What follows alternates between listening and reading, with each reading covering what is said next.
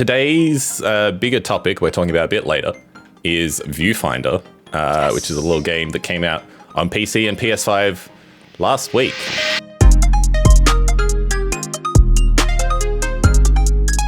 Hello everyone and welcome to the first episode, oh my goodness, of the ETTO's Sidequest. It's going to take me a little bit to get that right. It's so exciting. I'm so glad we're doing it. We made it out of Hyrule Hijinks, our 7-part Tears of the Kingdom podcast. We have launched a full-on video game chat podcast. Yeah, which is quite crazy considering how long you've had ETTO playing video games, talking plenty about video games, but you've never had a video game specific podcast that's wholly dedicated to that, other than like specific spoiler casts. So it's kind of fun. Totally. I went grocery shopping just before we started recording this, and I called my dad just to have a chat. And he was like, "So what are you up to tonight?" And I said, "Oh, I'm starting a brand new podcast with Ben. And he was like, "Oh, what's it focused around?" And I was like, "Video games." And he's like, "So how's that different to the other things that you do?" Yeah. I mean, he's not too, probably not. He doesn't listen. Totally. But he's probably not totally aware that the ETTO's catch up is pop culture and everything else. Totally. I mean, it's a fair point because and I feel like some weeks of catch up were more gaming focused. Some weeks were a bit more pop culture focused, just depended on what the news was of the week. So what's ETTO's Sidequest? Well, this is, as we talked about, gaming specific. We're not going to do like a big 2-hour long podcast where we go through every news bit from the past 2 weeks, because it'll be bi-weekly as well. If we can do that, we'll try our best. Let's see what happens. But we're going to pick little bits of news that we want to talk about. And then we're also going to be talking about a quick little chat about the games we've played maybe over the past couple of weeks. And then every episode, there's going to be one major topic, deep dive segment. And that'll vary from a major piece of news that we want to talk about in more depth to maybe a particular game that's come out, which is today's one, which we'll get to in a little bit. Or maybe we just want to talk about a particular topic around gaming, maybe something from our history as gamers, a list of some sort that we really want to get into, make our own list perhaps, those kind of things for like the big topic at the end. So it's going to be, we're going to try and keep it concise, but knowing us, that'll be a challenge. But we're taking on the challenge. This is the pilot, but it's also going out to everyone. So however loosey-goosey this is, you're getting it. And we'll see what happens. Yeah. And I'm sure we'll make segments out of funny things that happen. That's the goal with a podcast. It evolves as time goes on. But I believe. Is it only on those two? PC and PS5 for now. Yeah. Wow. Okay. I would have thought it would also come out on Xbox, but there you go. Yep. So Josh and I have played through all of that. It's quite a short game. We played through all of that. Great game. We're going to do a bit of a dive into that later, and our thoughts on what we think about that game. A bit more like we did for our Hyrulean Hijinks podcast, but for a much shorter little game.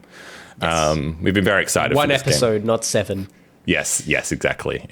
Next episode, we have another thing planned, which maybe we'll talk about. No, we will talk about at the end. But for now, shall we jump into the news, Josh? Let's jump into the news.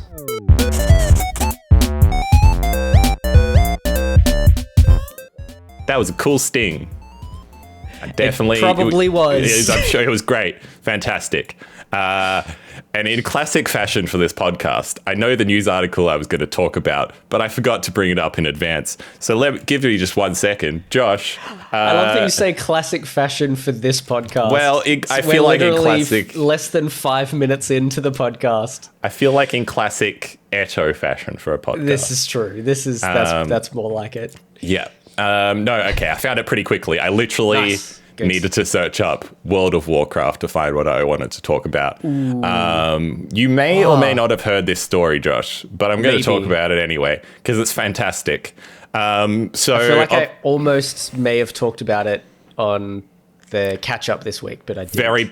Oh, that's good, because that was the Yes. other thing about the catch-up, is we're removing news from the catch-up so that this doesn't cross over with that. Potentially. Anyway, so we may have avoided that already, which is fantastic. But what I'm here to talk about, obviously AI, very rife at the moment, Josh. Big topic. World of Warcraft, the community has had a bit of a scrape with the AI bots, and it's quite funny. Basically, there are these websites that have been popping up around the internet that often have basically, they're like your Kotakus, they're like all your gaming news websites. They've kind of got the same format where someone's pretty casually talking about a gaming topic, but instead of actually having someone write that, they're basically getting AI to scrape the internet and form an article based on the hot topics, and it'll show up in your like Google search thing on your phone when you just like it'll show up in your recommended news articles and such. Yep. So that's basically what these websites are doing. And quite funnily, the World of Warcraft community, the subreddit in particular, clued on to the fact that this was happening. Started seeing these articles pop up that were just pretty poorly written, because that's the thing about AI writing at the moment. It's relatively easy to pick out, and we're like, all right, in classic gamer fashion, how can we troll this bot? So the World of Warcraft subreddit. Oh, right. Okay. Yeah, the World of Warcraft subreddit decided that they were going to make a lengthy thread about the arrival of Glorbo in the game, a new feature. And I'm reading from Paul Tassie's article at Forbes here, but he directly pulled out a few bits from the Reddit thread. One guy saying, I have to say, since they started hinting at it in Hearthstone in 1994, it was obvious that they would introduce Glorbo to World of Warcraft sooner or later. I feel like Dragonflight has been win after win so far, like when they brought back Chen Stormsout as the end boss of New Karazhan. Absolutely amazing. And basically off that, this AI website, zleague.gg, made a post titled, World of Warcraft players excited for Glorbo's introduction. Here are the key takeaways. Yes. Yeah. That's and then, so good. Yeah. It's just fantastic. Eventually they took down the article. The people who had made the website realized that they had been duped, that you can still access like a mirror of the full article. One of the there was a particular thing where they were talking about a mandatory item called Click Clack that just had some kind of like stupid condition that you had to always have it on for Glorbo or whatever. Anyway, fantastic little piece of trolling from the World of Warcraft subreddit. Subreddits can not be the best places a lot of the time, but this one made me happy. So yeah, love that. That's cool. Yeah, I thought that they were like, when I read that they trolled AI, I think I was just expecting like the in-game AI, like they were just getting the AI to do funky things or get them stuck somewhere funny or whatever. But that one, that's great. That's like next level. Totally. Sick. It just made me happy. It just made me happy this past week. Yeah. As soon as I saw that, I was like, I'm gonna put that on the podcast. It's going on the podcast. It's very funny. Love it. You have a little piece that you wanted to talk about as well. I do. We're gonna play a game out of this though. Amazing. So we're gonna try and like, have a little bit of fun with some of our news or the stuff that we want to discuss on here. We're gonna kind of turn it into, we're gonna gamify it, Yeah, because it's a game podcast. I nearly said gamecast, but I avoided saying it because it's not a gamecast. It's ETTO's Sidequest. That's right. And that's right. In this side quest, coining it. That's a transition for you, Josh. There it is. Thank you so much. We have a list from IGN on IGN, not from them. They didn't make it. Made by Rufio. My favorite internet person. That's right. One of the best. And this list is titled The Mathematically Derived 500 Best Video Games of All Time. Oh, wow. Mathematically derived. So this is formula based. So they've written the methodology in the title. So they've got 80 historical best of all time lists published over the last 30 years. Were compiled and assessed Individual rankings were score-based on a curve with bonus points for higher tiers. Amazing. Appearance, frequency, list eligibility, and minimum data thresholds were factored in. Says 500 games. To beat all of these games, the how long to beat score is 10.1k hours. Well, I've got about So I guess I've got about 6,000 or 7,000 in Destiny and Dota combined. So I'm getting there. So it's 10,100 hours basically. Yeah. To beat these 500 games, but many of them you probably already have. That's not true. many. That's true. Some of them. You probably already have. We're not going to play a game of Name All 500, are we? You're not. No, you're not. Okay. So I'm gonna put out. There's a couple of things that I think we could do with this. Yeah. I'd love for you to try and guess the top 10. Okay. What do you think is in the top 10? Okay. And if you don't get it right, I'll look up where it is in the list. Okay. Because it's probably in here. If you think it's in the top 10, it's probably somewhere up there. Do you reckon you could guess what the number one mathematically derived game of all time is? Oh. Oh, wow. These are 80 lists. 80 different lists. Across 80 lists across 30 years. Oh, my goodness. Well, okay. If it's across... Like, the games are across 30 years or the lists have been made across 30 years?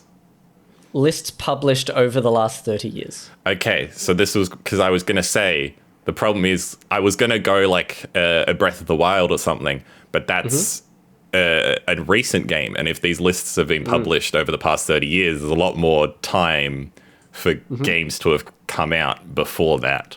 So, This is true. Top games. Number 1. 30 years of 1993. I'm going to say... what would be top? My gut feeling, so I'm going to go with my gut feeling, is Ocarina of Time.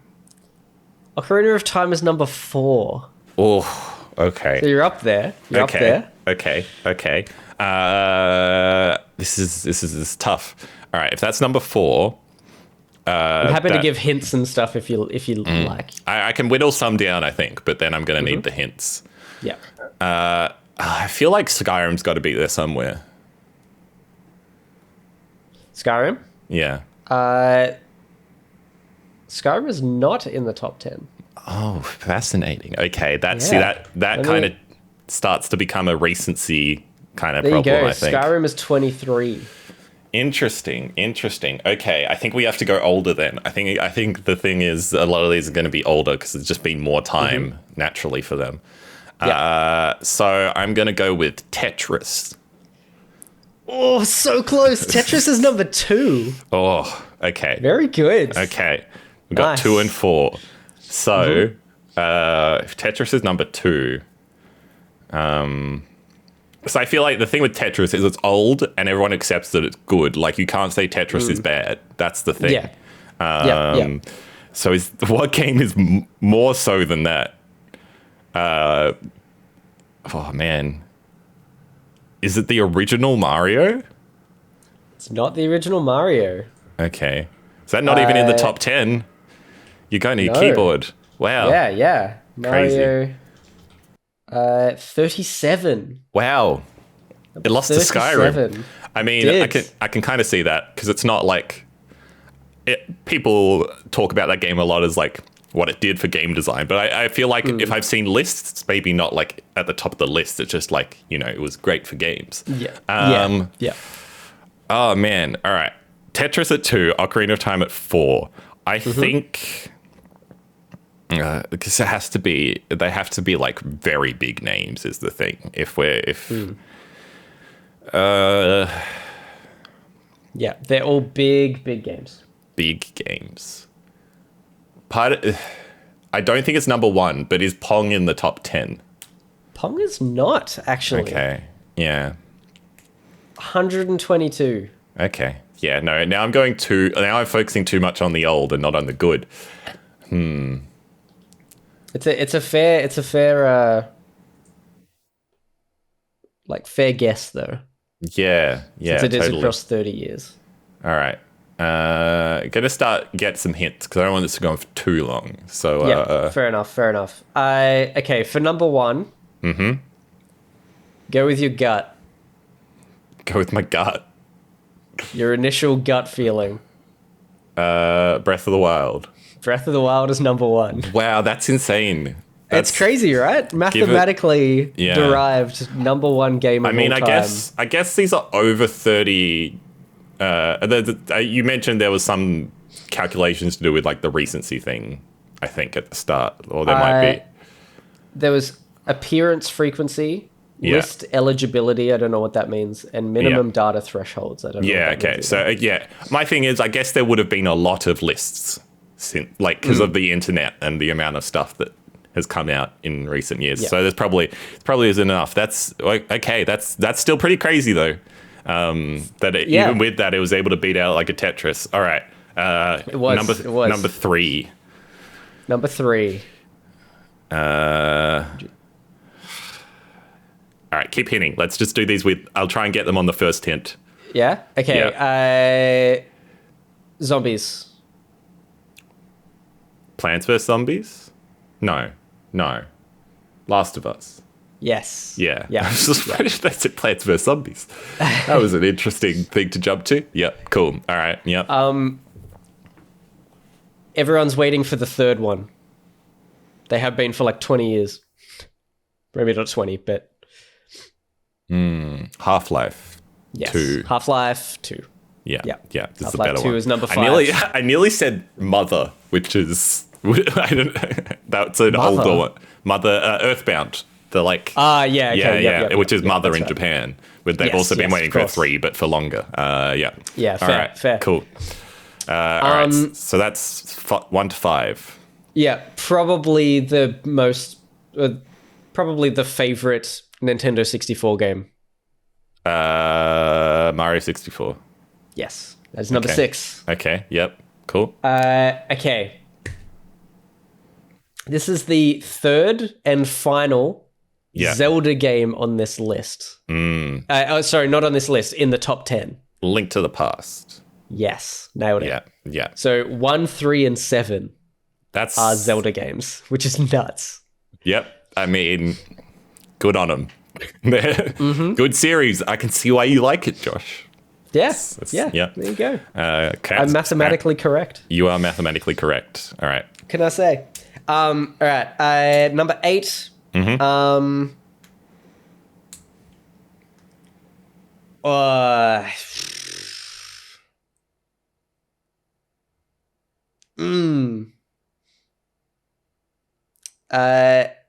Steph Ben Dixon's favorite game. The Witcher was at least 3. Yeah, nailed it. Yeah. Nailed it. Yeah. I'm pretty sure a remake of number 9 just recently came out. It's a horror game. Number 9.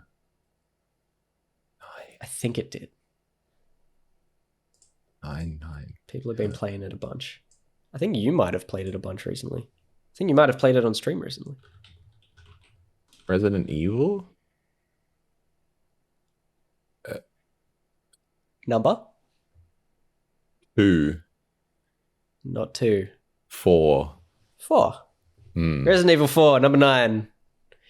Why did you say just play number that on 9? stream? Why did you say number 9? I played 7 on stream. There hasn't been a 9. That's where I got thrown. Oh, no. It's number 9 in the list. Oh, okay. Yeah. I'm pretty sure a remake just came out. Okay, no, I get it now. That was a good clue. I just got thrown off by the 9. Yep, cool. Yeah. Did you play... What remake just came out? 4. I played 7 on stream. So. Okay. Yeah. My bad. No, it's okay. It's okay. Okay. This last one, it's a game that has spanned across 3 generations of game. Obviously not Skyrim, so of gaming console. Yep. Still going strong. Back in the OG Good Game Pocket days. I'm pretty sure it was just constantly in like the top grossing games of the week. Mario Kart. Mario Kart? No Mario Kart. What did you say at the start again? Sorry, I zoned out for a second. It's spanned across 3 generations of console. This one game. Yeah. That would have been Skyrim. 3 generations. One game.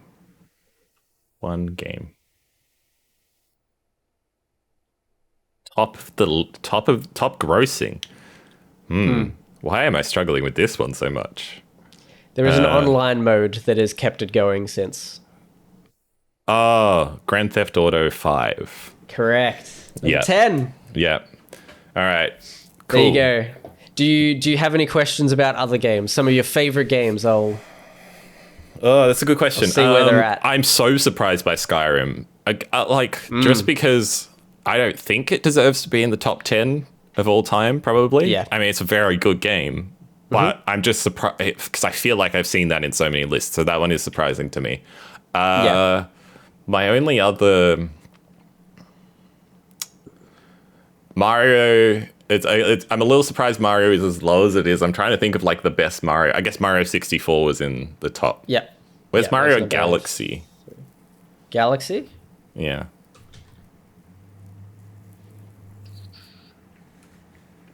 Uh, 75. And about Mario Galaxy 2 is 78.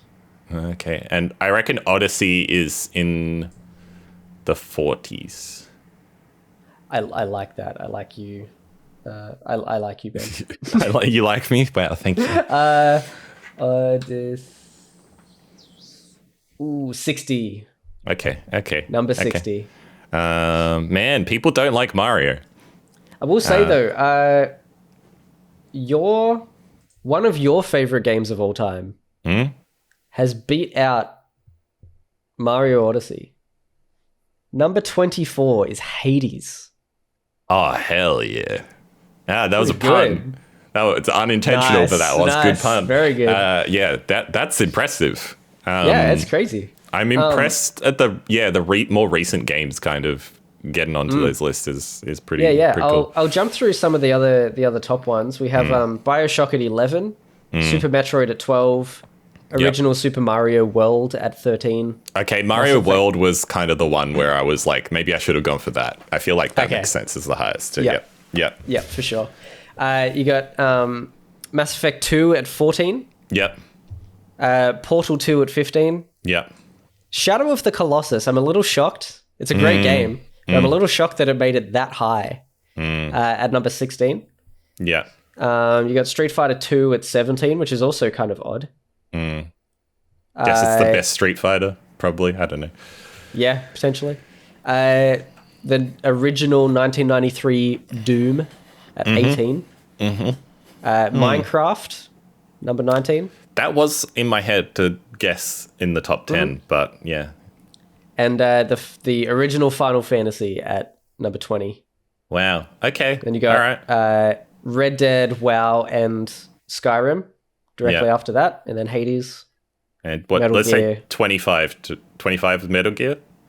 Metal Gear. Yep. Yeah. Let's leave it at 25. People can go look at the other ones. It's on go check IGN. it out. Is Croc in here? Croc did not make it. That's a shame. That's a shame.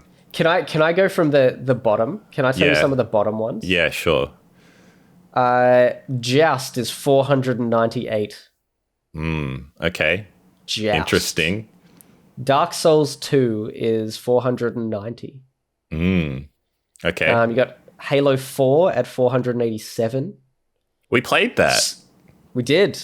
Surprisingly, Mario Sunshine is down here. Mario Sunshine is 486. I thought that was way more beloved. No, people don't like that game. Really? People say it's the bad Mario. I disagree. I think it's weird and cool. But no, that's I if I was making a list of 500, I'm never going to make a list of 500. But I would probably put that higher.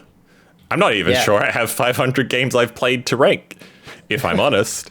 I do, and maybe we'll do this for a future episode. I do have like a top list. I think I've got like maybe 70 on the list at the moment of like favorite games. So maybe we'll do that in a separate episode. Nice. I just had to check Pokemon. Pokemon Red is at 42. Pokemon Blue is not on the list. Interesting. I wonder if they combined them. They must have combined them. Yeah. I would assume that is the case. But very interesting. That's cool. It's a cool list. It's interesting to look through. And it's got a search function by the sound of it, because you've just been like... just Control F. Yeah, no, totally. That makes sense. There is. Find in playlist. Oh. If I was to search Pokemon... Okay, it just comes up with all the Pokemon games and their rankings. Oh, even better. Yeah. Oh, Pokemon Go is on the list. They've counted that as a video game. 271. It is a video game, and I would say it probably deserves it based on what that game did. All right, well, I'll put the link to that in the description for people who want to, in the description of both the podcast and the YouTube video. If you want to go check that out yourself, find out what your favorite games are. I'd be interested. I didn't say it at the start, but I thought of it halfway through the segment and didn't want to interrupt. But I was like, we should get people to play along. So if you did happen to play along, let us know what you were guessing in the Discord. Be very curious. Yeah. That was fun. Cool. I enjoyed that a lot. We'd do more of them. But Josh, should we do a brief chat about what we've been playing? I don't want to call the segment what we've been playing. I thought about the backlog, but then that feels like it's been the last 2 weeks. It feels, I don't know, just games. It's just called games.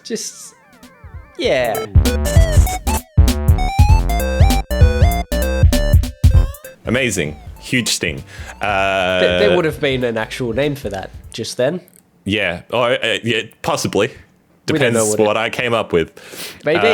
We went a bit long on the news. I reckon we'll probably try and keep that short. But I really like Josh's game. So at the same time, it was longer because there's 500 games. There's 500 games. There's 500. Maybe for the future, we won't choose lists of 500 games. It didn't. Yeah, that's the problem. It didn't narrow it down. I feel like the thing with that, and it was great, by the way. I loved it. The thing with that, we could do a whole final segment on that. That could have been like a separate thing if we planned enough in advance, but we didn't because it's the first episode.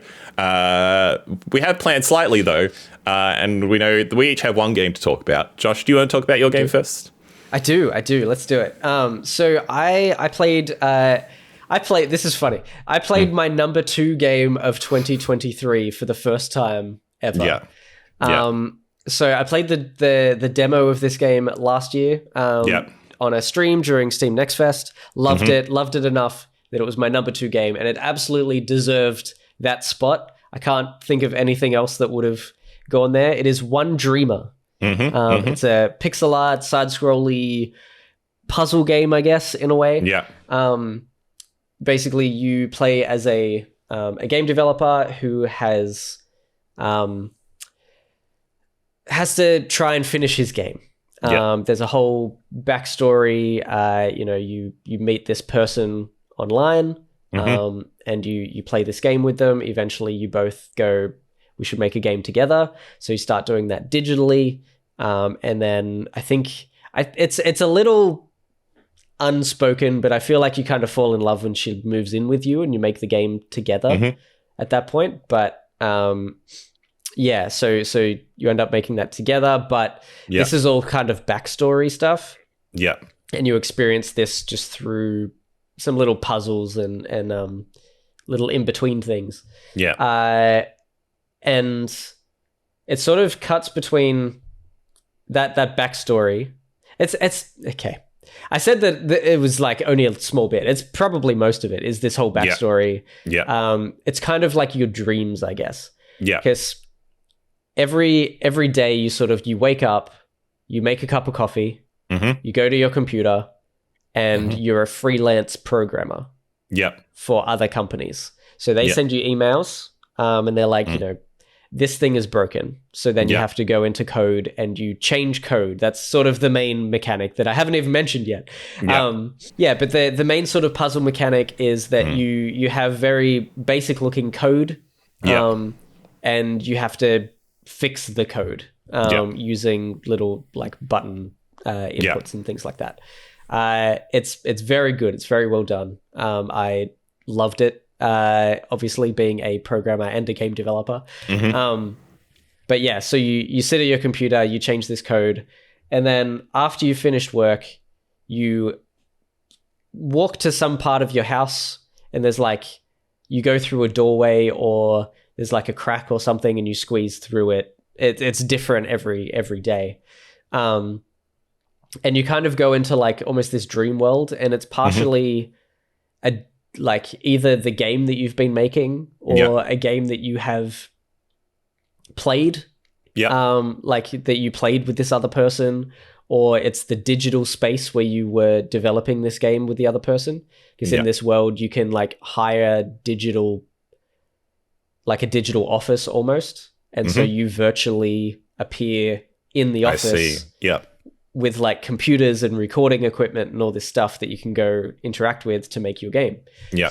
So, it's like, it's semi-futuristic, a little bit like, fantasy-esque. Yeah. But yeah, you're making this virtual reality game, and it's essentially a social game for people to jump in, and they can kind of do anything in a way. But it's very like, it's a wholesome, meant to be like a chill, wholesome experience for people to just come in and chill out. Totally. And it's just delightful and sad as, situations happen where you get death threats from gamers. Yeah. And then you lose all motivation to finish the game. Yeah. And things like that. I don't want to spoil it too much for people that want to go play it, but it's delightful. There were sections where I did have to actually look up the solution because I just couldn't figure it out. And so this is as a coder. Walkthroughs. This is as a programmer. But I would have been able to fix it if I could type the answer. Totally. But sometimes you have to go between different things and change code in one thing to alter another. And that part was just like a little bit weird and could get quite convoluted very quickly.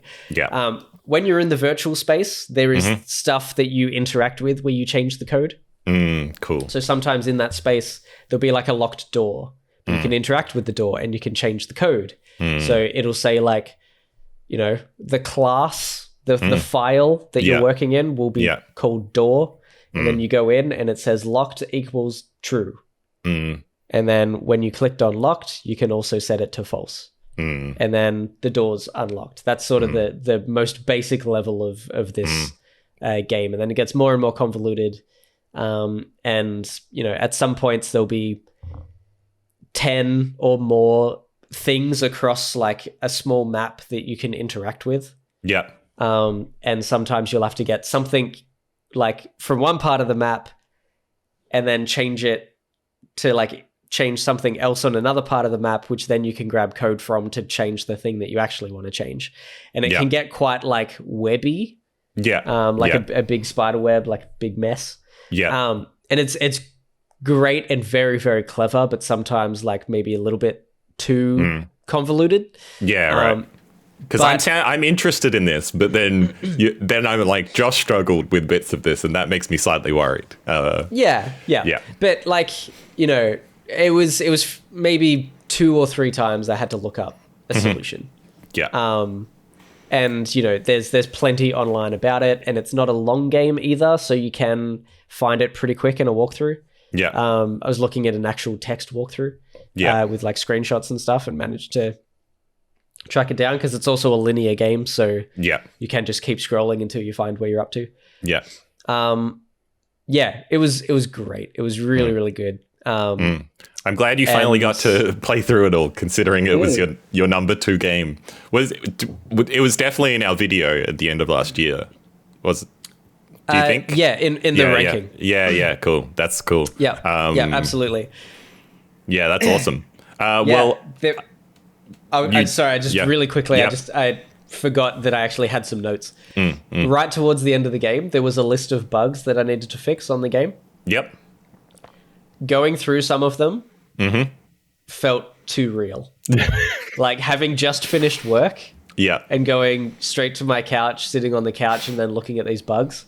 Yeah. It's like, game stuck on loading screen. Yeah.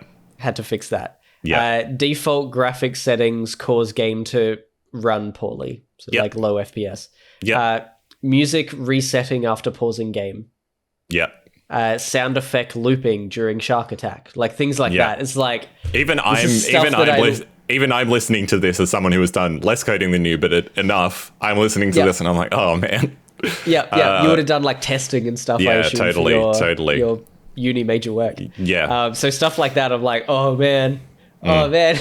It felt so weird, but it was great. It was the really sound looping one in particular hit something in my brain.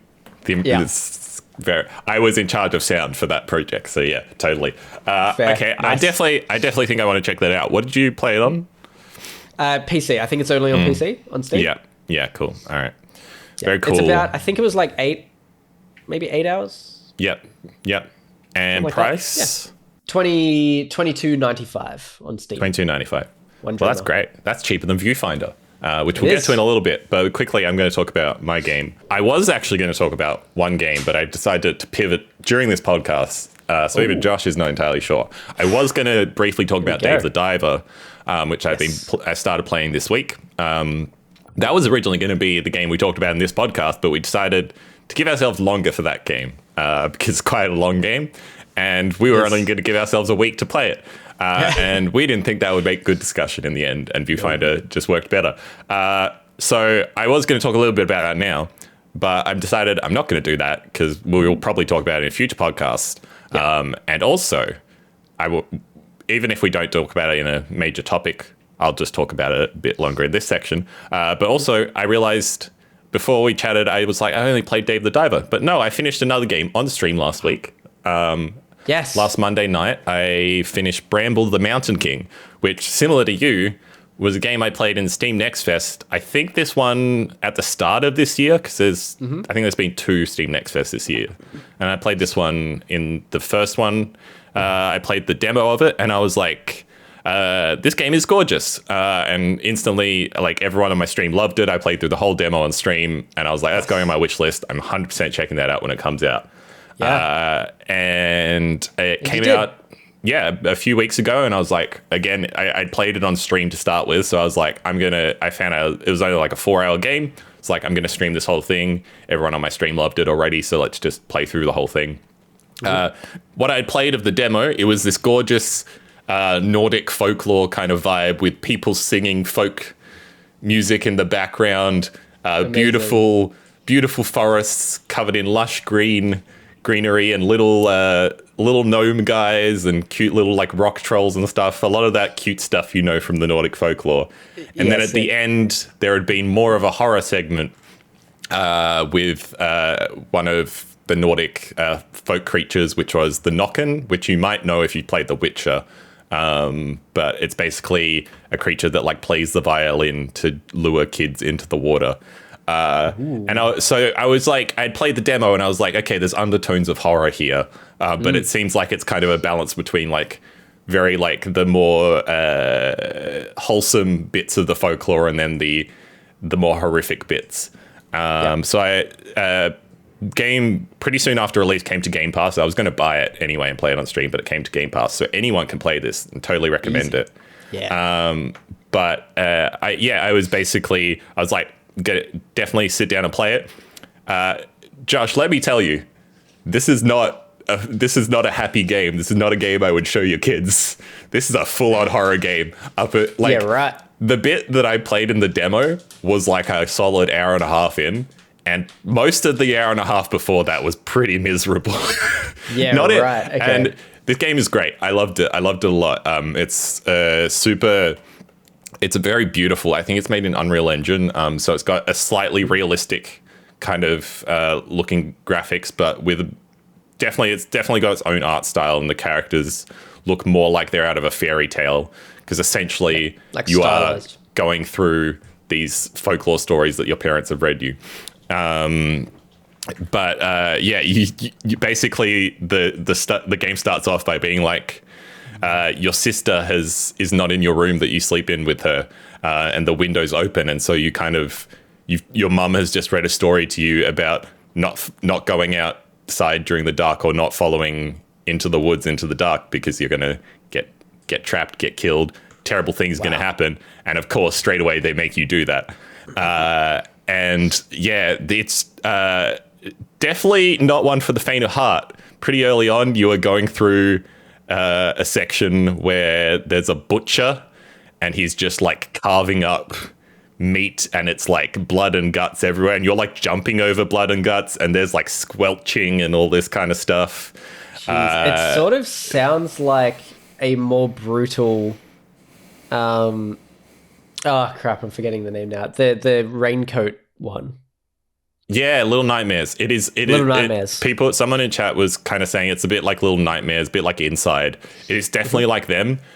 It is more brutal than both of them. Yeah. I'm just looking at some images. Yeah. The weird, like, long-haired, creepy thing in the water.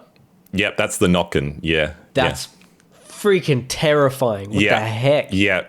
There's a few jump scares. Like The Grudge. Few jump scares in that bit. I will say, as it is a scary game, and it's genuinely makes you feel like really uncomfortable in certain spots.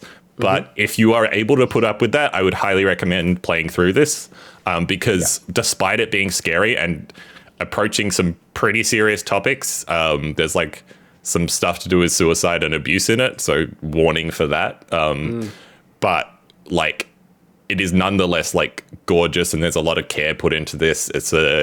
I'm not sure exactly what part of Scandinavia they're from, but it's a Scandinavian team basically fully that's made this. So they're really like diving into their culture. And just, it's called Bramble, the Mountain King. And eventually the story kind of leads into you going into trying to get to the mountain where this king has been trapped because he's corrupted the world. And I would, the great thing about the game, it's paced super well. There's not a moment where I was like, felt like there was a lull.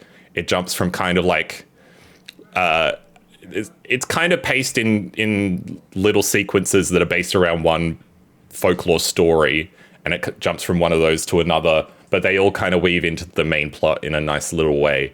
So it feels like you're progressing to that end goal, but also experiencing all these little bits of folklore that some of them I knew about, some of them I didn't know about, and that was super cool. Cool. Yeah, nice. And just also gorgeous music. It's been a fantastic year for music and games. I think we'll probably talk about it in another podcast, but my goodness, the music in video games this year. Because I also just finished Final Fantasy, and the soundtrack for that came out last week and was like absurdly long.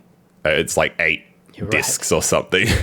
Not that they do discs anymore. But yeah. So that's Bramble. I won't say too much more because it's a pretty short game, and I don't want to spoil too many bits of it. But yeah, totally recommend checking it out on Game Pass. It's on PC. I'm not sure console-wise, but it could be on Xbox, because I played it with controller, so it's definitely got controller settings mapped into it. So yeah, like it's definitely on Xbox Game Pass. Yeah, cool. So I was going to say, I was actually, so having finished Viewfinder, I was looking at like, what am I going to play next? And I was just looking through Game Pass stuff because I subscribe to it, but I don't use it all that much. Yeah. And I had a list, and that was on the list. Yeah. As well as Planet of Lana, which you have recommended to me a few times. Again, fantastic music, fantastic. Short game. Great. Yep. Yeah. Sorry, keep going. That's all good. So I think maybe those two will be the next two because they are short. Yep. Another one which I played a bunch of, but ended up getting distracted by Power Wash Simulator for. Yeah. Tunic. Yeah. Need to go back to Tunic. Yep. It was so fun. I really enjoyed what I did play. Yeah. Another great game. And then another couple that... Well, there's one that I missed a few years ago, The Big Con. It's really cool, like a very 90s fun little, almost like mini heisty sort of thing, which looks kind of cool. And then there were two that I hadn't seen before, and they just looked interesting. One was called The Book Walker. Yep. Look kind of cool. Look pretty different. I think and then another one. Do I have that downloaded? I think I've seen that one. I think cool. I definitely thought about downloading it, but yes, I've heard of that one. And then another one that I saw that just reminded me a lot of Blasphemous, which was Moon Scars. Looked very Blasphemous-esque. Totally. So yeah, that appealed to me as well. Yeah, so I was just looking at those today. I'm like, I think I've noted them all down. I'm like, I think I'm gonna download those and maybe jump in and try. Good. Well, maybe you'll hear Josh talk about one of them in a future episode of this show podcast. Maybe in this segment where we talk about games. And at the moment, it's just called the game segment. But the game segment is over. And now we're going to talk about our big topic for the week, which is Viewfinder.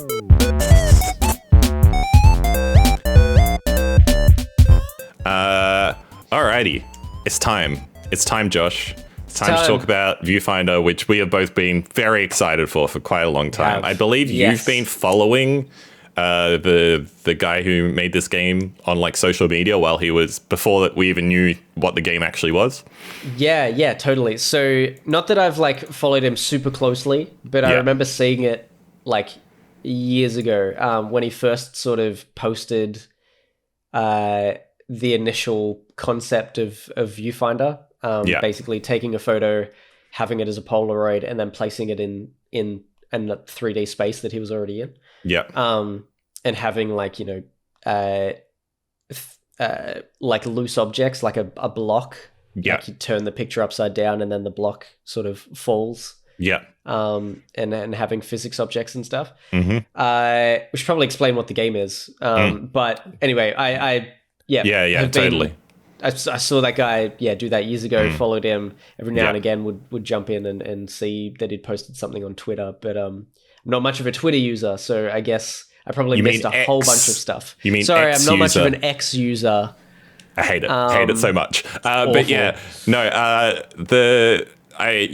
we will talk about what the game is. It's out on PC and PS5. It is basically the latest, I would say, mind-bending puzzle game in series of mind-bending puzzle games that includes Superliminal, Maquette, yes.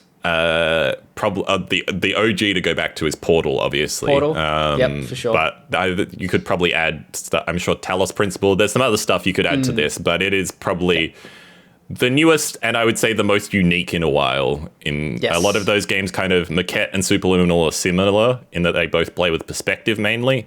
But as Josh kind of mentioned, the concept of this game is largely, and not entirely, but largely based around puzzles where you are taking pictures or picking up pictures that you find in the world and holding them up and basically using the geometry that is in that picture to then slot into the world to solve puzzles. It's so hard to describe. There'll be footage up on the screen for like a lot of this. So if you don't know what it is and you want to actually look at it, if you go to the video version of this podcast on YouTube, it'll be up there. But basically, the puzzle solving mechanic is based around taking photos and then slotting those photos into the world.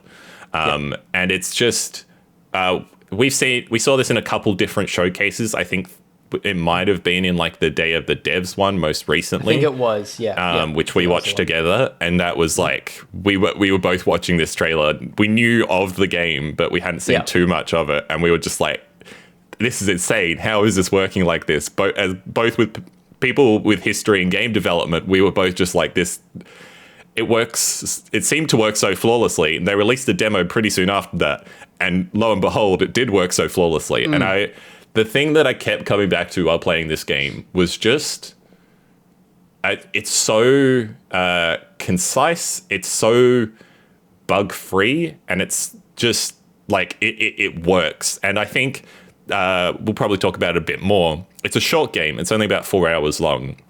And that some people will look at that for $30 and be like, oh, that's kind of on the edge of what I'd be willing to pay for a 4-hour game. But I would suggest very much do so, because while this game is short, every single one of its puzzles is just, except maybe one. There was one puzzle that I felt like I just stumbled across the solution to and didn't really understand. But other than that, there was basically like all the puzzles were well thought out. They made me feel smart. And it was just like genuinely, it doesn't happen often because I'm like gaming in this room by myself, but there were multiple moments in this game. I was almost tempted to turn on my microphone recording and the recording I took of the game during it because I was literally like exclaiming out loud, "Oh my goodness. Oh my God. How are they doing this?" Absolutely, 100%. It's just so impressive. I messaged my parents and said, "Dad, I have to call you." I haven't done this yet, but I'm like, "Dad, I have to call you and screen share me playing this game because it's going to blow your mind." My dad's also a programmer. Yeah. But this sort of stuff, he's going to be like, what the heck? Like, how does someone do this sort of thing? Yeah. So he's going to love it. But I had the same thing. I even had my partner over. So if you're like, struggling to warrant the purchase of this for the cost, play through it and then give it to someone. Yeah. Just hand it to someone who barely even plays games. Totally. And share your Steam account. Let them use your PS5. I think I'm going to make my partner play this as well. Just even if they don't play through the whole thing, just to like get the base experience of what it is. Yeah. Because Maxine loved it and is like, she was like, "I want to get back to that." Yeah, no, totally. That's great. That's a great sign for someone that doesn't play games. Yeah. So yeah, just that's surface level. Like, I think this game is very cool. I do have some issues with it. I don't think inevitably these puzzle games get compared to Portal, which is probably like that's one we didn't talk about in the earlier segment. Like one of the greatest games of all time and probably the greatest puzzle game of all time. Yeah. But I think it's super hard to live up to that, obviously. And I think the only place where I would argue this game potentially falls flat is it does have a story linked to it. And while I don't think that story is terrible, it's just also not that great and not that satisfying.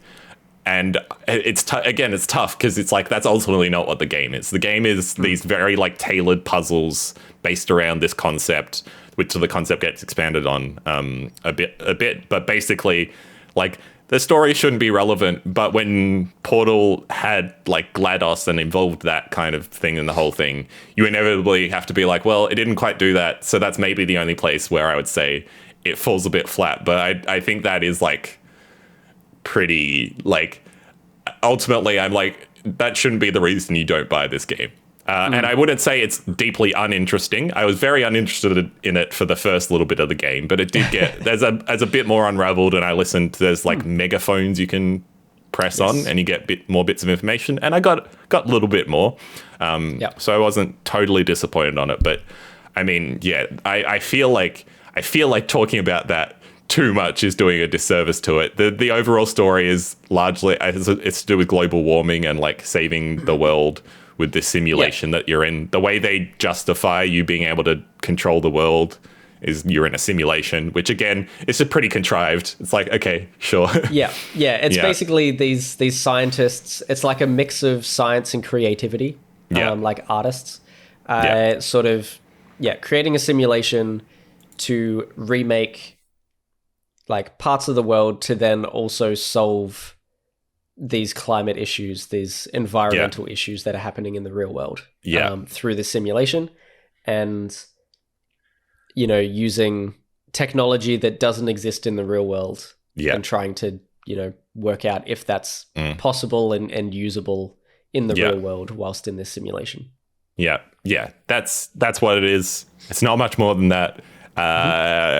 And we won't say any more because I feel like saying too much more would be a spoiler, but it is basically that is the crux of what's going on with the story. But in terms of the puzzles, I feel like they do a pretty good job of introducing you into the complexity of the puzzles. There's kind of 5 different hub worlds that you go through. The other thing I was impressed with, just on the demo real quick, the demo actually turned out made you do levels from like a bunch of different parts of the game. Cool. And which you didn't end up playing the demo at all, did you? I didn't get to it. No. Yeah, no. So it didn't do a lot of the later puzzles because they get quite complicated, but it took a few from like the first few hub worlds and but still sequenced them along really well. So I felt like it was like paced, that I was learning new mechanics and not nice. being thrown too much in the deep end. So shout out to the demo for that. Love a good game demo that's not just like a direct slice where I don't know what's happening. So that was super good. But I feel like, initially you're very much just picking up pictures and kind of going into them. And then it becomes a thing of there's stationary cameras that you take pictures of, that you can do a certain amount of pictures. And then eventually you get your hands on your own camera and are able to move about and take photos of the world, which is when it starts getting very cool, because you start having to try and line up stuff properly. And there's a few moments where you feel like I did this in a janky way, but it doesn't feel bad. It just feels like it was probably a similar way I was supposed to do this, but I just didn't quite nail it, which is kind of fun. When you have that freedom, it definitely does make it trickier to like figure out exactly how you're meant to do it. Yeah. But it also gives you the freedom to kind of do it however you want. Like, totally. A little bit Zelda style. Yeah. Again, like you have so much freedom with what you take photos of, where you can place them. You do have limited film. That's the only thing. It's like a Polaroid camera. So sometimes you can pick film up in the world. Sometimes you only have one picture for a whole thing. Sometimes it's normally 5, I would say, is normally what you have. It's like 5 or 1, I found, were the 2 they gave you. Usually. But so there's that. And then the other thing we should mention in terms of the main core mechanic, when you place down a photo in the world in front of you, it gets rid of all the geometry that was in the level behind it. So to complete these puzzle levels, you have these like teleporter things at the end of each level that you often have to power up with batteries or switches, all of these kind of things. And you kind of have to manipulate the way you're placing your photos. So one, you don't break those, because if you break those, you just can't complete the level. And when he says break, he means like you can place geometry slightly over the top of the teleporter, cables connecting something to the teleporter, the battery, where the batteries sit. The batteries itself you can cut off. You can cut off individual objects and stuff. You can cut them in half. And they start to like flicker if they still exist in part, but they don't work anymore. They'll like, spark or flicker or something, just so you know you've messed up. But one of the mechanics, if you have messed up, is you can reverse time. Totally. And it's got a little timeline down the bottom. And it has little markings, like a letter or a symbol or something, just in ASCII, just in like a normal keyboard character, that indicates what you did at that point in the timeline. And so you can press and hold circle on PlayStation, and it will just reverse back to that point, or you can double press that and it will speed back to the last major event that happened. Like I wrote in my placing a photo, taking a photo, falling down. Handwritten notes I wrote. Nice. And most of these I wrote like not very far into the game. I stopped writing them as the game went on, but it was interesting to get like a snapshot at the time. At the point when I wrote this, I was like not a fan of story at all, or the narration, and I was 2 sections in. That obviously I mentioned earlier changed a little bit. It got a bit better. But in terms of the rewind feature, the note I'd made at that point in time, and which I maintain across the thing, is it's a very robust, well done rewind feature. It's very quick and easy to use. And the double tap especially means you go back to like the last thing you did. Means that it very much encourages you to experiment and just see how something is going to look, which is especially important when you start taking your own photos moving about, because you then often have taken fully the wrong photo. So you're going to have to like jump back a few steps after you've placed it, which is very important to this kind of game, and was very happy that it was so stress-free. It was very easy to use. And the only other note of relevance, I think halfway through the game I had here, was Tamagotchi, which is a good segue into there's little like so early on in the game, there's you're largely just placing down pictures that are left in the world, and there's a sequence where you go through, this is also in the demo, where you go through a bunch of different types of worlds, like hand-drawn ones, painted ones, like a video game low resolution like style pixel one. art, yeah. Which was very cool. And initially, so clever. at that point in the game, I was like, I hope this isn't the end of it. And it kind of is, but also kind of isn't. And I was happy, at least with the amount I got. I kind of didn't think I would get much more than that exact moment, which was very fun. But the main way it brings in those really weird, cool moments is there's often extra things you can pick up within a world, extra photos or like flyers or things that you can pick up, and then you can place them down, and then they will reveal maybe it's a flyer to go to a certain place, and then you place it down, and then you kind of go behind and realize that the place is there. There's one with like a birthday card, and when you place it, balloons just go. Pew! Yep. And then there's actual like an actual. Yeah, there's good sound effects and stuff for that kind of. There was a drawing thing later on in the game. I don't want to spoil all of them. The like old school iOS. Yeah. One? Yeah. I wrote ETTO in it, which I'll put up on the screen. Did you write in green? I did write in green, and there was an achievement for it. You got the achievement. Green is not a creative color from the "Don't Hug Me, I'm Scared."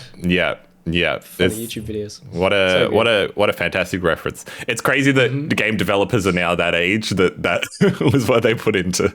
Yeah. That was what they put into. The achievements are memes. Yeah. And yeah, the one that I had experienced at this point was there was like a Tamagotchi that I picked up, because it's not just pictures. Sometimes it's like actual objects, and like I picked up a Tamagotchi, and then I could suddenly see like into the Tamagotchi and like press the buttons and stuff, and you had to grow a flower enough that a bee appeared, and it was fun. Yes, and you got another achievement. It's very sweet. A lot of achievements. There was some really cool ones that I loved. There was one that looked like a platforming level. It was like a screenshot of a platforming level, and it had a power up in it. So when you placed it, you could go and like collect the power up, and your jump was higher. But there was another achievement. I didn't find that one. Yeah, right. Okay. There was another achievement where you could place it and then take photos, and you can keep collecting the power up. Amazing. So your jump is just higher and higher and higher. And I ended up collecting like 4 or 5, and I could literally just a standard jump, just like pressing A, jumping, the level would go out of distance, out of the Amazing. draw distance. I'll have to go back and find where this was, look up where it is, and get some footage of it so that everyone can see that, because I think that's super cool. Well, That's good.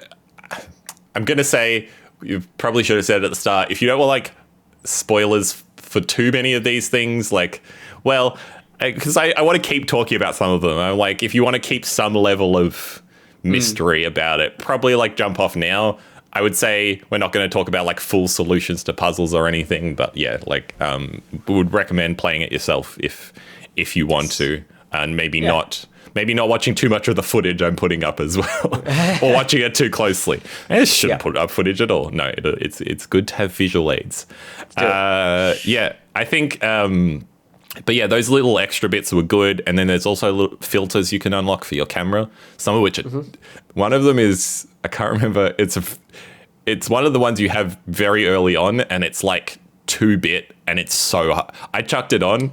I'll chuck up some footage when I was doing that. But basically, you took the photo, and then it would print out, and it would be this horrible, like grainy 2-bit style, and I would then have to like. Because it was stuck on, because I started the level. I mean, I guess I could have exited the level and turned it off, but I didn't want to do that. And so I had to go through this whole level taking these terrible photos, and it's genuinely hard to see where stuff was. And it was very funny. But there's a bunch of other ones, like a blueprint one, and other ones that you unlock throughout the time. There's a negative one. There was some cool levels with that too, where you walk through doors that have different filters, and depending on what filter you were currently in, you would see the whole world like that. Totally. But that would allow you to walk through certain doorways and stuff. Sorry, I'm like hiccuping. No, that's okay. That's okay. They were really cool. But I didn't mention this before. I platinumed this. You may have known from last night. Well, I had a loose inclination. Like, you didn't say for sure, but yeah. Yeah.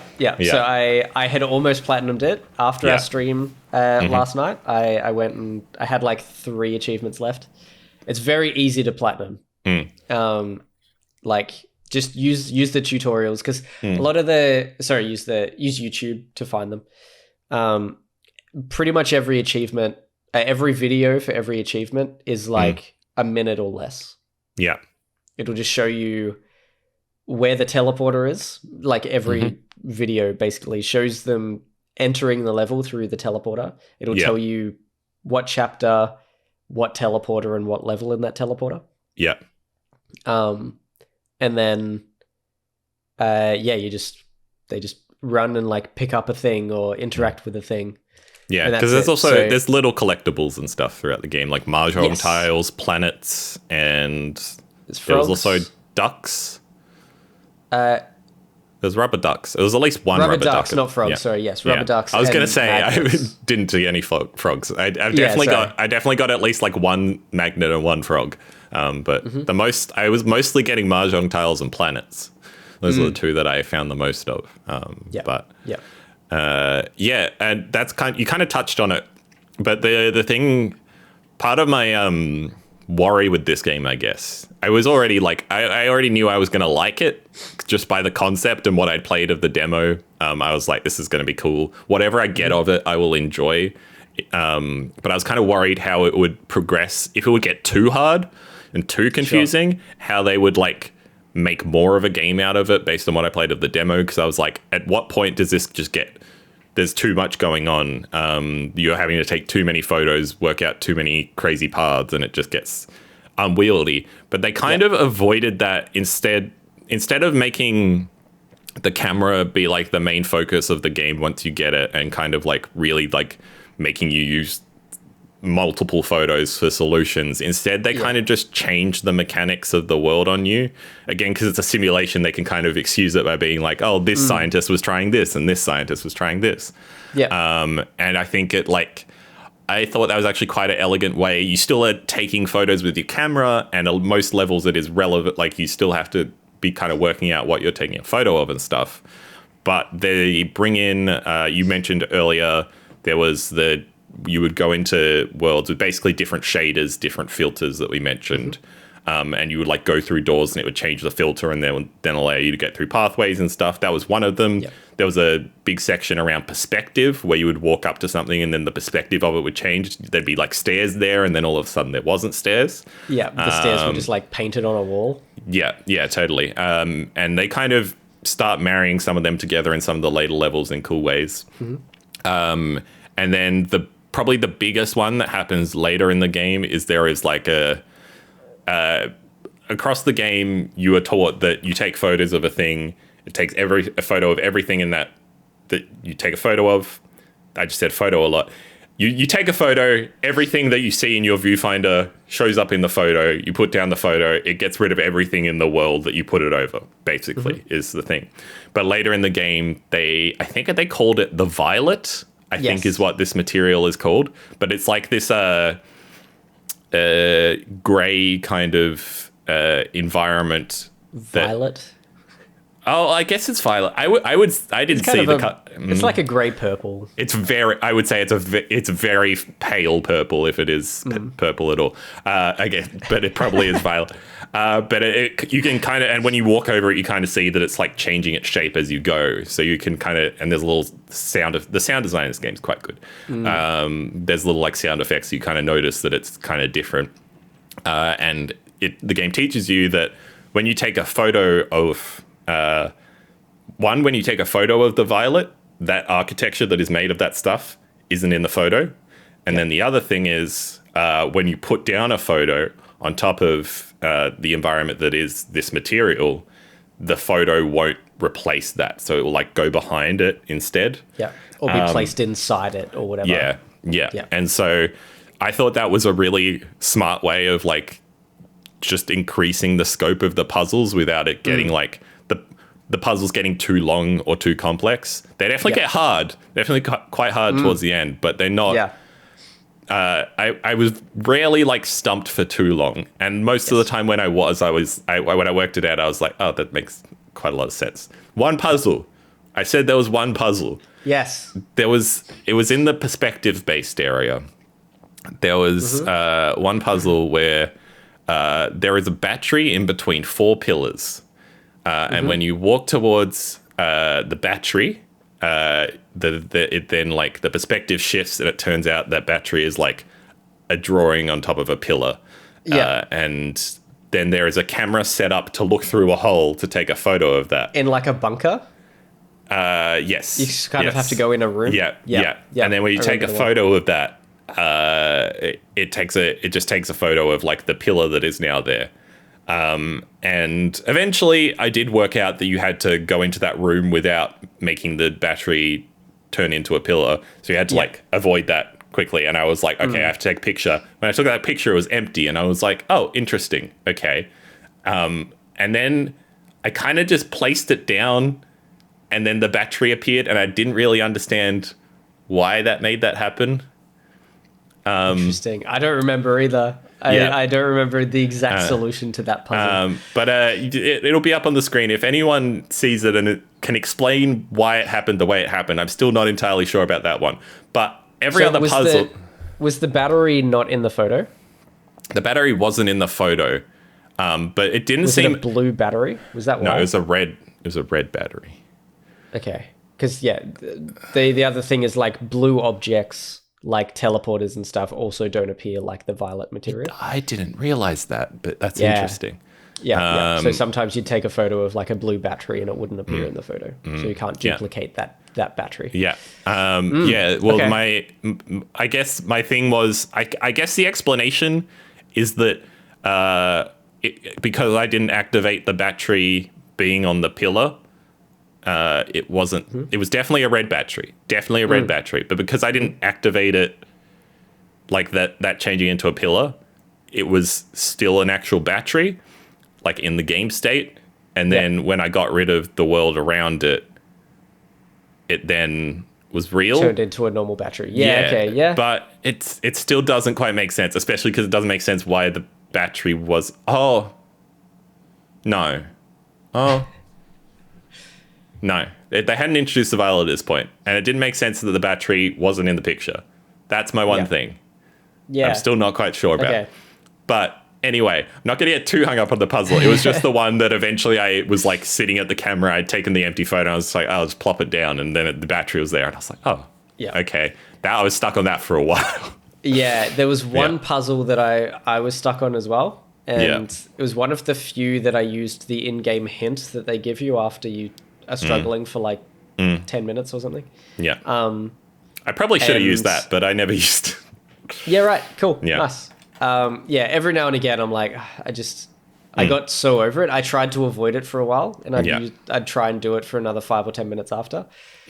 And I'd just be like, I don't know, like, give me the hint. But the hints were always subtle.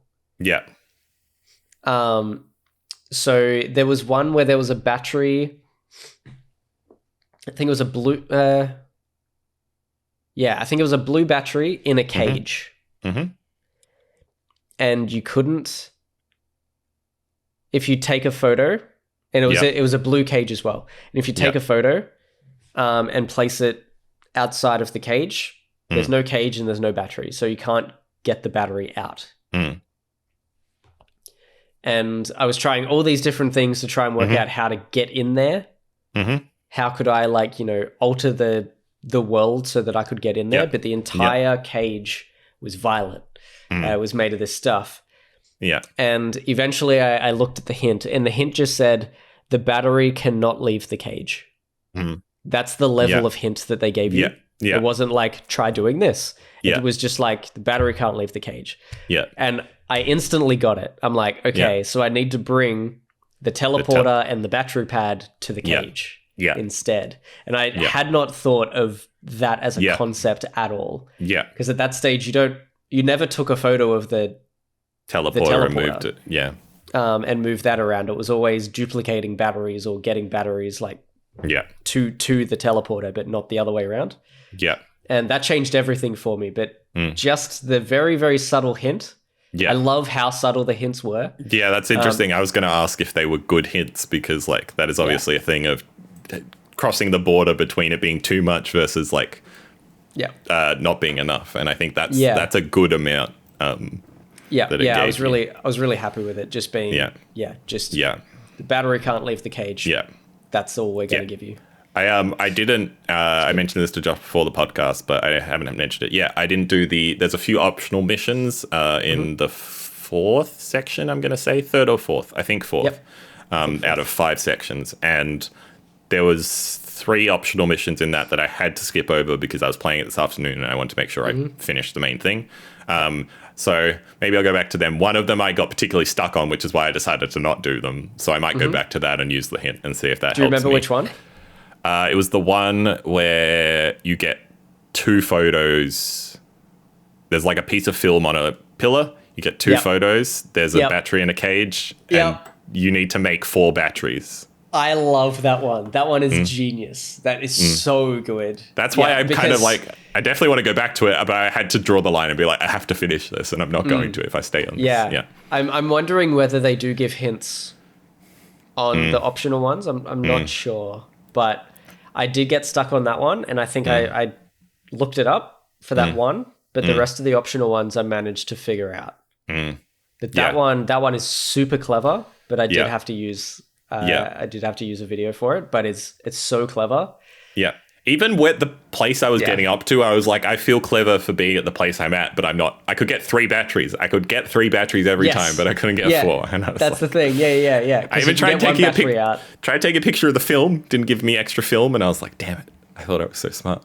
But anyway, I will go back to them for sure, because like I enjoyed the game plenty, and that was very much just a time thing. It wasn't I can't be bothered doing these things. Maybe I didn't buy it. I played it on PC, just played it on PS5. So I won't have a platinum to get, but maybe I'll try and still get all the achievements on Steam. I think it'd be fun. Because, it feels like the kind of thing, it'd be nice to just kind of go back through levels and, look at them again. It's a very beautiful game. That's the other thing. Like, it's very pleasant to look at. It's very, like, clean. I don't know how else to say it. Like, artistically, it's not more complicated than it needs to be, but there's enough style going on, and like enough kind of environmental storytelling going on around you that you kind of getting a sense for everything. And I think getting all the achievements as well, there was some stuff that I missed that I'm glad I went back and did all the achievements, because it means I got to see some more stuff that I didn't take notice of the first time. And there was stuff that I had interacted with, but not in the right way, or not enough. Yeah, totally. Like there was one that looks like there's a screenshot of a video game that looks like the first screen of the very first Zelda. Yeah. There's like a waterfall, there's a little cave, that sort of thing.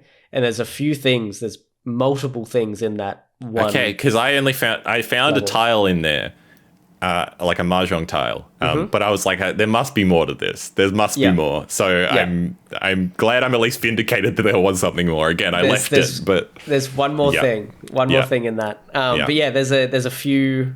There's a few things like that where you just interact with them in the right way.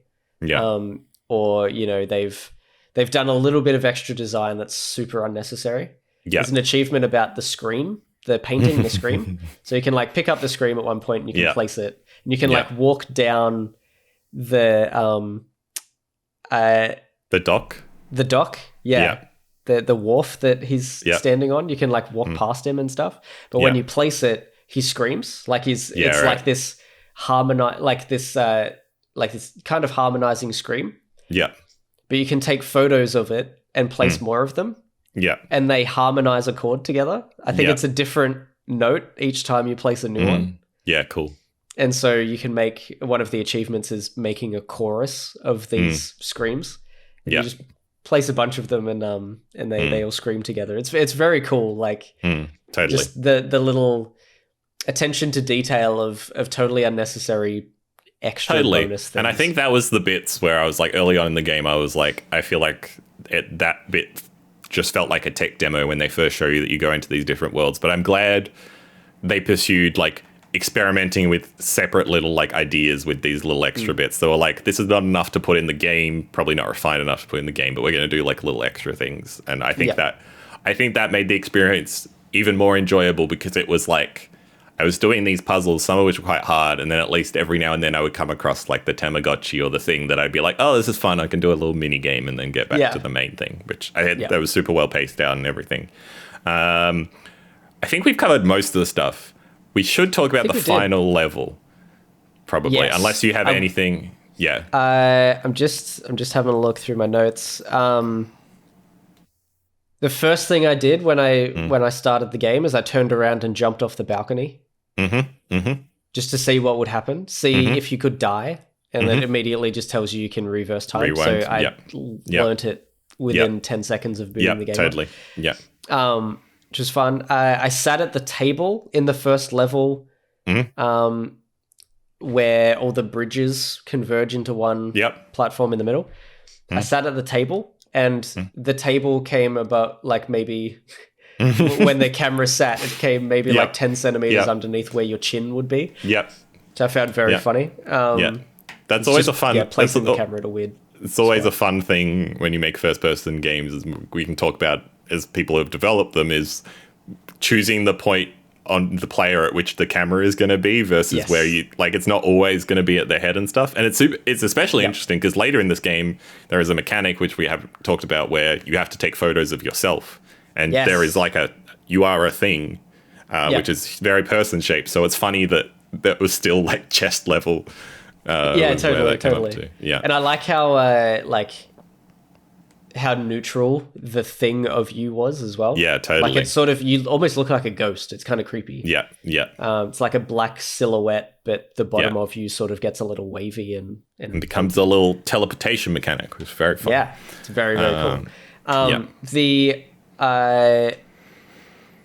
The point where you break the game towards the start because you're creating a paradox. Yep.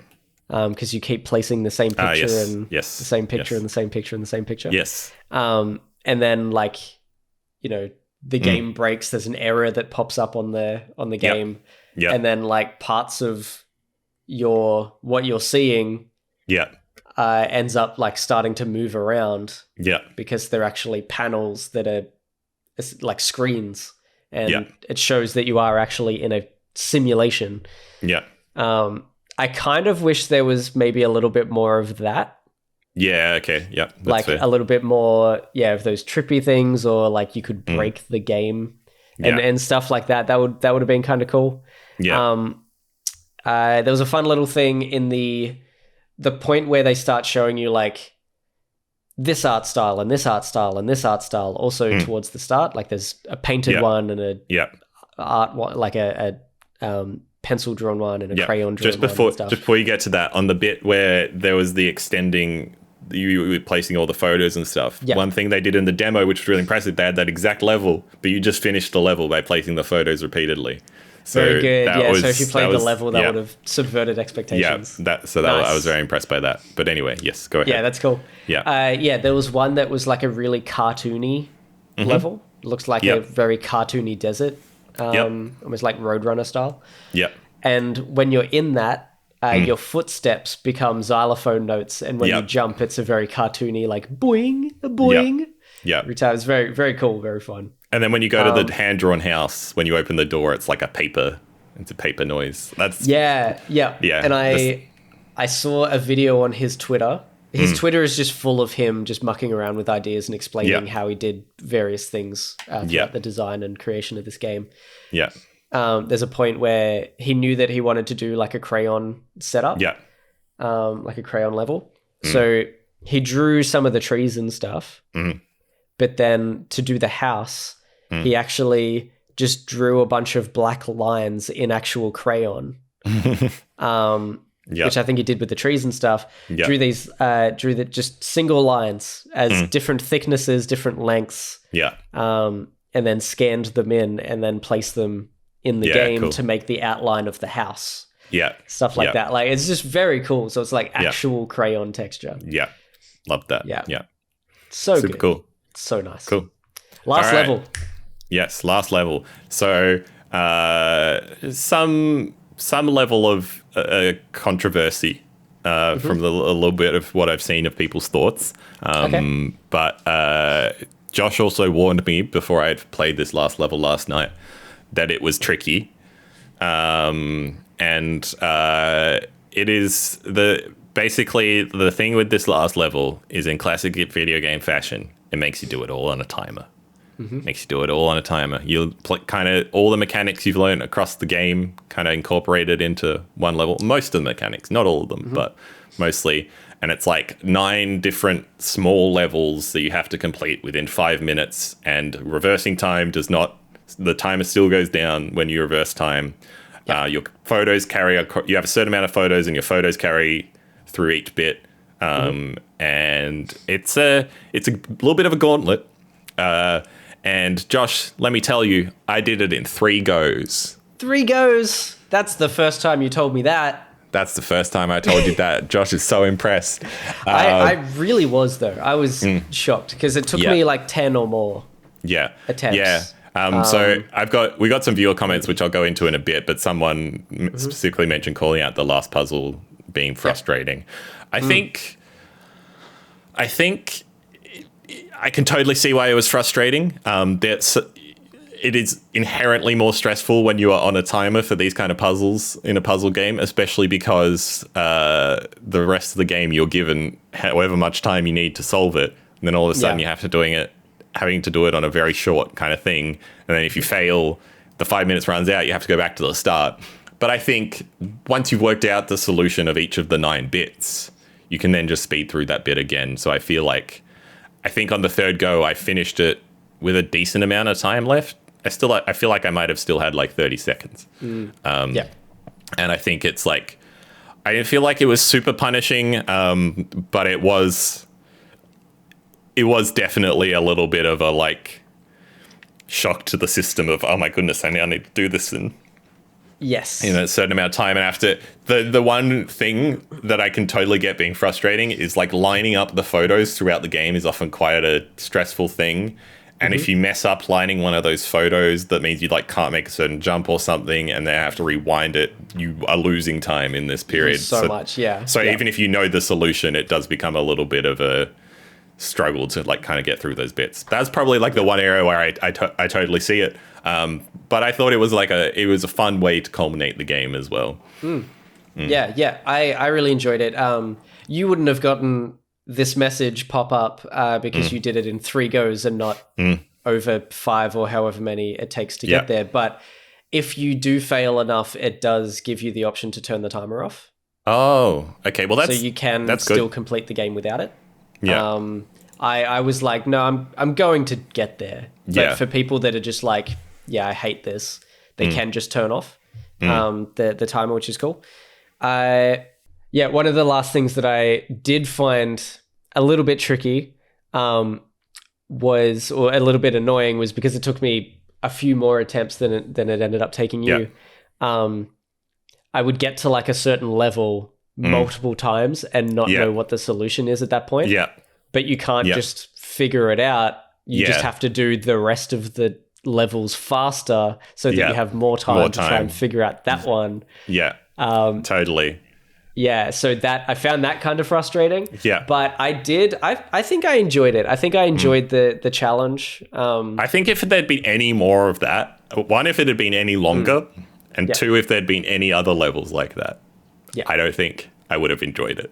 But because it was the final thing, and because ultimately 9 sounds like a lot, but they're shorter, they're not full levels, I would say. They're all mini levels within the level. And I think that kind of made it a little bit more like I was like, okay, I only have to get through this many.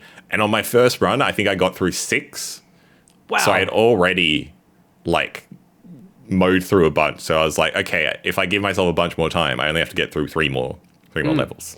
Which is just how genius I am. But, that's... Of course. Yeah. There is one that I absolutely hated, and it got me every time, and I didn't know how to do it. It was the one where there's a single bridge straight to the lever that you have to pull. Yeah. And there's like a violet fence cage Yep. gate thing, and Yep. you've got to like, I don't know how to do it properly, but I went around it. I don't know if there's a better way to do it, but every time anything There's that a I camera. placed to, sorry, There's a camera looking out to like the abyss, right? yes, Yes. maybe. Explain the level again. Hang on, let me listen. So it's there's just like, it's just a single like Yep. bridge Yep. that goes straight to the lever that you have to pull at the end. Yep. But there is a violet Wall. gate, so you can see through the gate. Yeah. You can And is see there where you need to go. there's like a wall spreading on each side, right? That's like covering you from. Oh Yeah, no! yeah, so- I know the. Okay, no, I know. Yeah. Yeah, I'm thinking of a different one. No, okay, Yeah. I know the one you're talking about now. Yeah. I hated that because I couldn't figure out a way to do it other than going around it. But anything that I placed was placed so badly that it was always just like I would place it and wouldn't be able to jump to it properly because sometimes the perspective you place it and it's facing completely down. And The things way like I that. did that one was there is in the level before there is a little picture you can pick up that is a table with a teapot on it and stuff. And what I did, and the game called me out for being smart for doing this. Shout out to Kate, the little cat friend. Thanks, was like, Kate. well, that's a very quick solution. Good job. So it's clearly one of the intended solutions, but I think yours was like, if you didn't find this thing, you could do that as well. But in the level before, because it kind of teaches you can carry these things through level, there is a picture of a table. And so you can then go and on the edge of that, around where the gate, you like got the gate in front of you, there's like a little bit of violet and then just empty space next to it. So you can place down the table so that it kind of wraps around and you can just walk around the gate and do that much quicker. So I can totally get getting stuck on that, because if I hadn't, and I found that photo in my first run, so I was like, oh, this must be the solution. Why else would I have this photo? So I can nice. understand. Yeah, you'd be like taking photos of stuff and trying to make it work, which would be stressful. I totally get that. The one I thought you were getting stuck on was, because it was the one that I got slightly stuck on, was later on there is a bridge and then like a wall of violet and a little gate in the middle made of violet, and then there is a switch behind it and a camera looking out into the like abyss, and it's just like empty space beneath it. And I was like, oh, you have to take a photo of something, probably myself, but I couldn't work out for the life of me how to make it. And then I eventually realized you just put something in front of it, take a photo of me, and then teleport me to the other side. But it took me a long time to work that one out. A long time. A long time. Did it in 3 goes, Ben. It took me a long time, okay? It felt long. Because it was genuinely like, I got to that one on the first one, and then I got to it again on the second one, and was still stumped on it for ages, but I had a lot more time, so I was managed to like brute force my way through it. And then I think on the third time, I even used a picture I took in the previous level to do it even quicker. Yeah. So smart. I'm just a genius. Did you solve in a fast way the one where you had to put like a music box, like a speaker, a boom box next to a thing that, like a microphone that picks up music?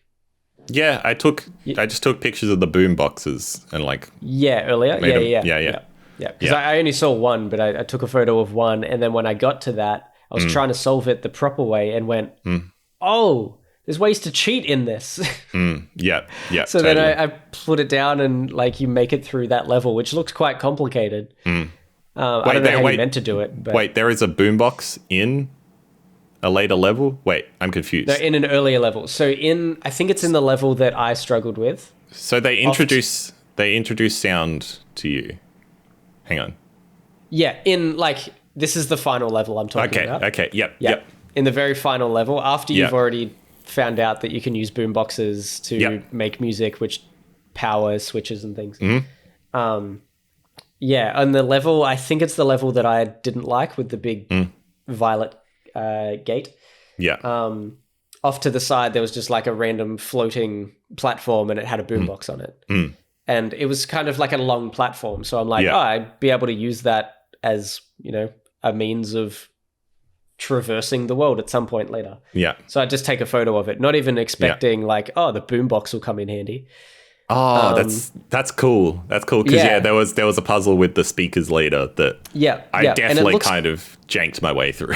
Yeah, it looks kind of complicated, and I don't actually know how I would have solved it properly without that. Yeah. And there was a few where I'd like, if there was a camera that you could take a photo of yourself with, I just kept using it because I'm like, I'm going to teleport the hell out of this. No, I mean, that's smart because I ended with like 4 photos extra. Like I had a bunch extra because they also give you film right at the end, in case you've run out. There is also there's a hidden area in the level that I also hated. If you turn around and take a photo directly down, there's a platform under there because you're standing on violet, so it doesn't appear, but there's non-violet stuff underneath. Interesting. And there was a table with some film on it underneath that platform. And so you can take a photo of that, place it, and I used that to traverse, but I also just took the film while I was There's doing probably a few of those that we didn't even see scattered throughout it. But yeah, no, I think it was good. I think it was a good level.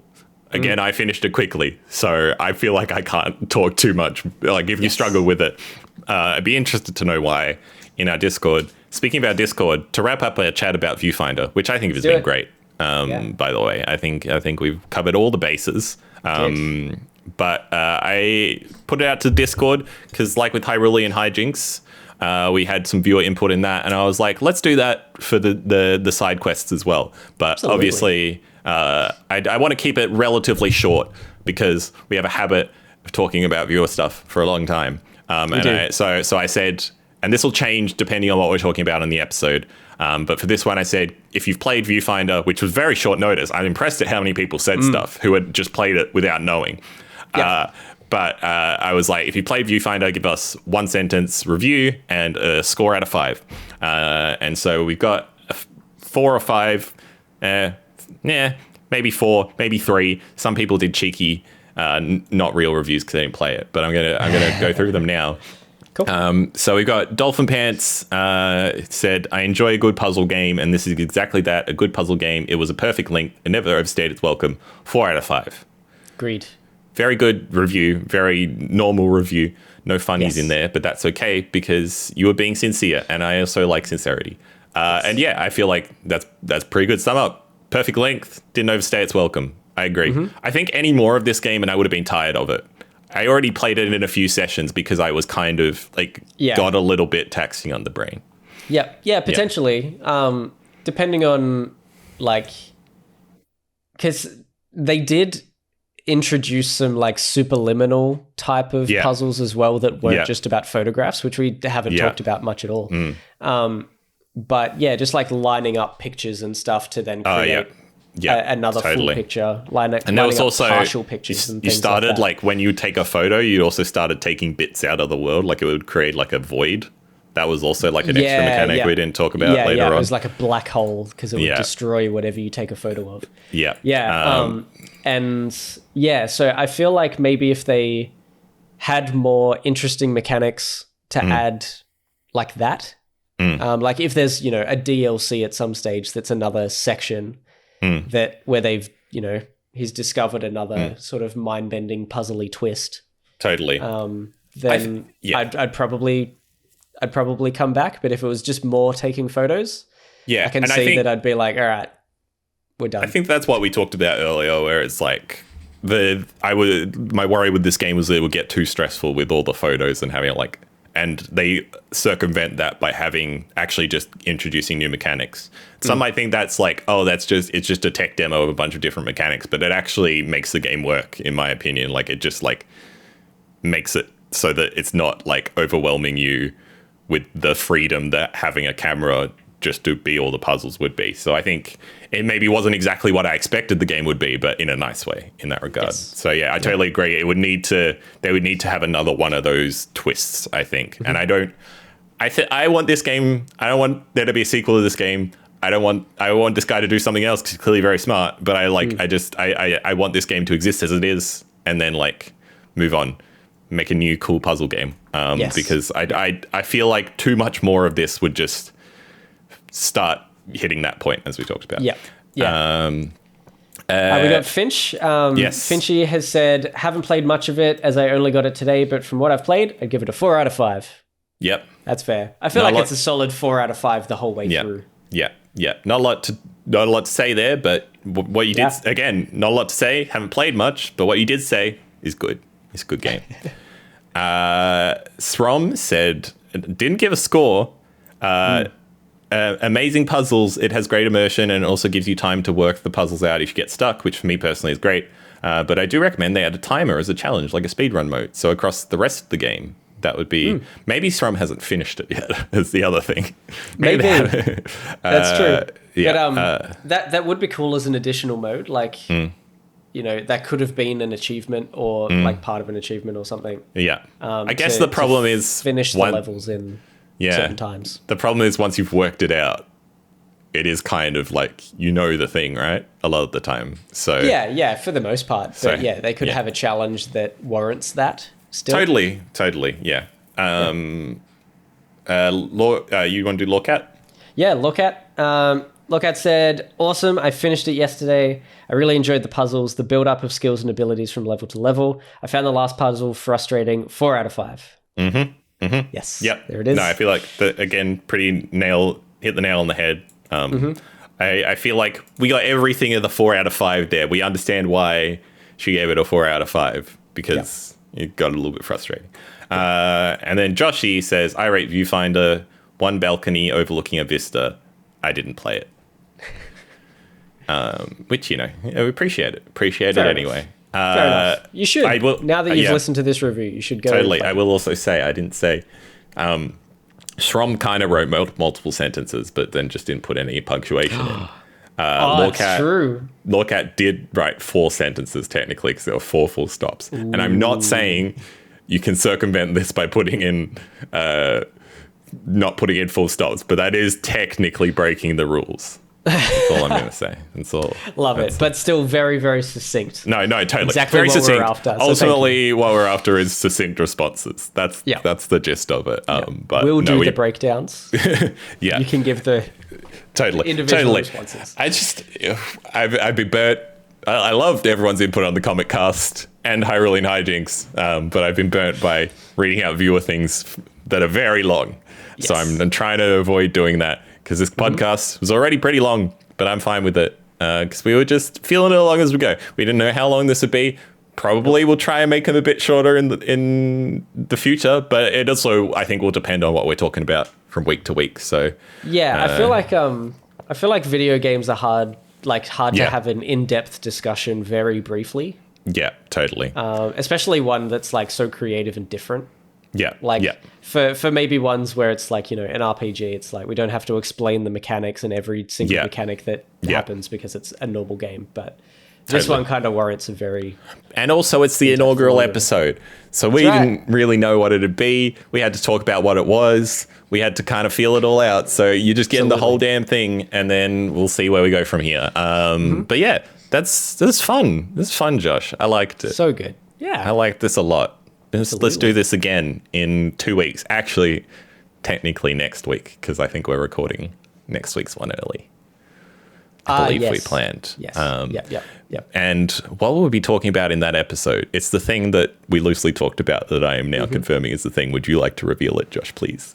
Was it the thing that I came up with? Yeah, it's the thing you came up with. Yeah, cool. Yeah. So we're going to be discussing basically the first time that we realized a video game sucked. Yeah. First sucky video game we played where we're like, maybe all of these aren't good. Yeah, totally. What was your first one? Tell us about it. If you have a few, totally. Let us know. You can tell us about. You can give us a little one sentence again, succinct thing about one of the games, and then if there was some other honorable mentions, give us the honorable mentions. But maybe tell us why as well. Yeah, totally. Tell us what it is, what sucked about it, and maybe how old you were. Yeah, totally. At the time, and how long ago it was. This is one that I'm actually gonna have to think about because I don't know mine. Whereas Josh came up with this one because Josh has a very specific thing in mind that I'm not aware of. But I'm going to have to go digging a little bit in my brain for what this would be. Actually, I think I might have just worked it out.